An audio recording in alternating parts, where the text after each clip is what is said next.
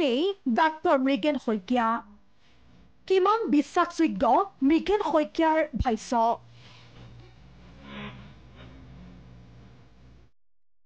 লোকসেৱা আয়োগৰ নিযুক্তি কেলেংকাৰীক লৈ অৱসৰপ্ৰাপ্ত ন্যায়াধীশ কৰা তদন্তৰ প্ৰতিবেদনত নাম আছে প্ৰাক্তন মুখ্যমন্ত্ৰী তৰুণ গগৈৰ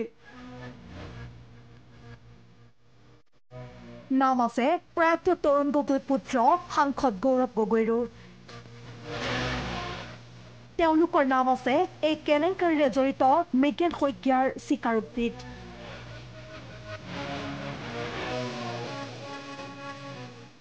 ইয়াকে লৈ এতিয়া তোলপাৰ ৰাজ্য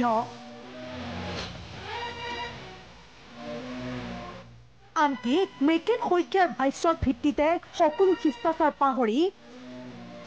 প্ৰয়াত মুখ্যমন্ত্ৰী তৰুণ গগৈক অভিহিত কৰা হৈছে দুৰ্নীতিৰ চৰ্দাৰ হিচাপে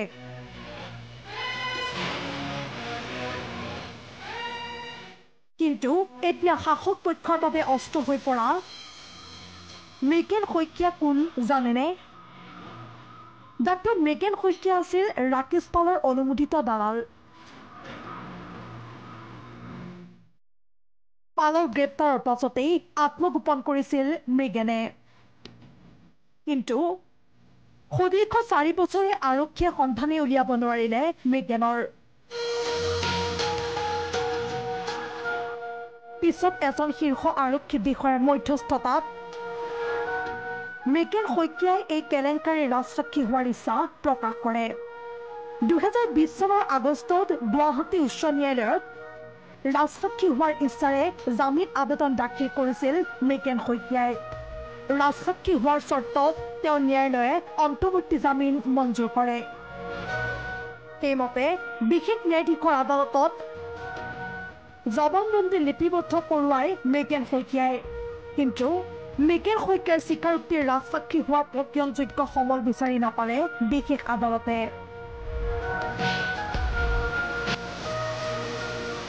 পৰৱৰ্তী সময়ত তেওঁক বিশেষ আদালতে প্ৰেৰণ কৰে ন্যায়িক জিম্মালৈ অৱশ্যে কম সময়ৰ ভিতৰত তেওঁ লাভ কৰে জামিন এইজন মৃগেন শইকীয়াৰ স্বীকাৰোক্তিক লৈ এতিয়া ৰাজ্যত চলিছে বোকা ছটিওৱাৰ ৰাজনীতি বিৰোধী দলপতি দেৱব্ৰত শইকীয়াই ক'লে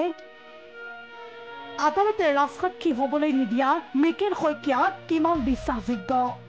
তেওঁ ৰাজসাক্ষী কৰিবলৈ অগ্ৰাহ্য কৰিছিল হাইকোৰ্টে তেনেকুৱা মানুহৰ ওপৰত কিমান ৰিলায়েবিলিটি আছে আৰু বেয়া কাম হৈছে কমিটিয়ে গোটেইখিনি ৰিলাই কৰিছে বা এজন মানুহৰ স্বীকাৰোক্তি ভিত্তিত গোটেই কথাখিনি লিখিছে সেইজন হ'ল হাইকোৰ্টে নাকচ কৰা ডক্টৰ মৃগেন শইকীয়া এই সন্দৰ্ভত কংগ্ৰেছ নেতা ৰিপুণ বৰাৰ মন্তব্য মৃগেন শইকীয়াক ৰাজসাক্ষী কৰিবলৈ কিয় ইমান উঠি পৰি লাগিছিল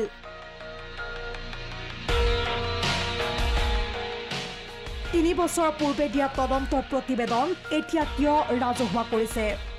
পূৰ্ব পৰিকল্পিত তেওঁ উদ্দেশ্য প্ৰণোদিতভাৱে এই কথাবিলাক কৈছে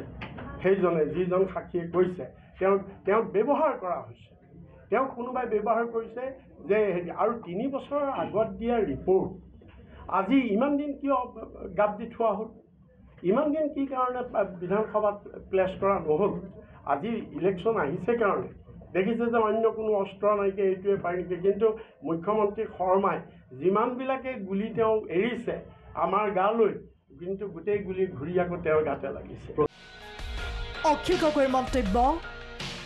মৃগেন শইকীয়াৰ দৰে দালালৰ কথা বিশ্বাসযোগ্য নহয় ডাক্তৰ মৃগেন শইকীয়াই যিটো ভাষ্য দিছে সেই ভাষ্যটো সম্পূৰ্ণৰূপে এটা মেনিপুলেটেড ভাৰ্চন এইকাৰণে